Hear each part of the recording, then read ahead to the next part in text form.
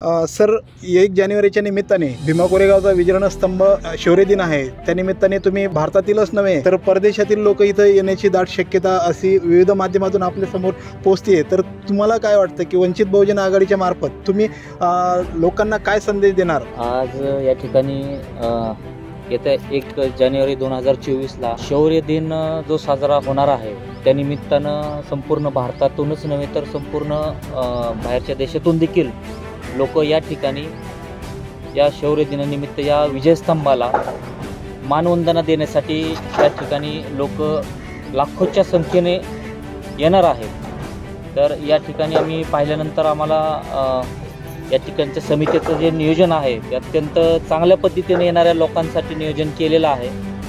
या ठिकाणचं सुशोभीकरण असेल किंवा येण्या जाण्याची व्यवस्था असेल, त्या हिशोबाने सर्व या ठिकाणच्या समितीने चांगल्या पद्धतीने नियोजन केलेलं आहे। तसेच वंचित बहुजन आघाडीचे राष्ट्रीय नेते आदरणीय बाळासाहेब आंबेडकरांच्या आदेशाने या ठिकाणी जो वंचित बहुजन आघाडी आणि सर्वच जाती धर्मातील लोक जी मानवंदना देण्यासाठी येणार आहेत, तर त्याच्यासाठी 31 डिसेंबरला संध्याकाळी आदल्या दिवशी आदरणीय सुजातदादा आंबेडकर यांची rally Pune station doctor Babasaheb Ambedkar पुतळा येथून निघणार आहे। ते संध्याकाळी 8च्या सुमारास निघणार आहे। त्यासाठी किमान संपूर्ण महाराष्ट्रातून संपूर्ण युवा तर आहेच, परंतु संपूर्ण जे काही वंचित बहुजन आघाडीचे पदाधिकारी असतील आणि जे काही पक्षातील नेते असतील, तर सर्वजण मिळून किमान 5000 गाड्यांची मोटार बाईक रॅलीची नियोजन केलेलं आहे।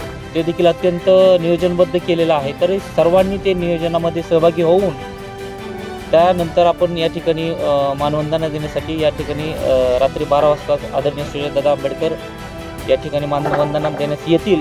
त्याचप्रमाणे सकाळी 6 वाजता आदरणीय ॲडव्होकेट बाळासाहेब आंबेडकर देखील या ठिकाणी मानवंदना देण्यासाठी इथे येणार आहेत। तर सर्व भारतीयांनी, सर्व महाराष्ट्रातील जनतेने या ठिकाणी मानवंदना देण्यासाठी येत असताना सर्वांनी चांगल्या पद्धतीनं आपण आपली सगळी सोय करून, जसं की थंडीचं वातावरण आहे आणि त्याच्यामध्ये आपण येताना थोडंसं फर्स्ट एडच्या हिशोबानं आपण आलं पाहिजे आणि येताना सर्वांनी शांततेमध्ये या ठिकाणी मानवंदना देऊन, जेणेकरून तथागत गौतम बुद्धांनी जो आपल्याला धम्म दिलेला आहे त्या शांततेच्या मार्गानं आपण या ठिकाणी या शौर्य दिनाच्या आपण या स्तंभाला मानवंदना देऊन आपण हा शौर्य दिन आनंदाने साजरा करून नवीन वर्षाचे आपण चांगल्या पद्धतीनं मार्गी लावायचं आहे आणि नवीन वर्ष चांगल्या पद्धतीनं आपण कसं पुढं नेऊ, त्या हिशोबाने या ठिकाणी आपण येऊन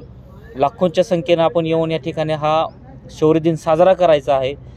तरी मी पुन्हा एकदा भारतीयांना आणि महाराष्ट्रातील जनतेला आवाहन करतो की आपण सर्वांनी या ठिकाणी हजर राहून हा शौर्य दिन साजरा करूयात। जय भीम, जय भारत।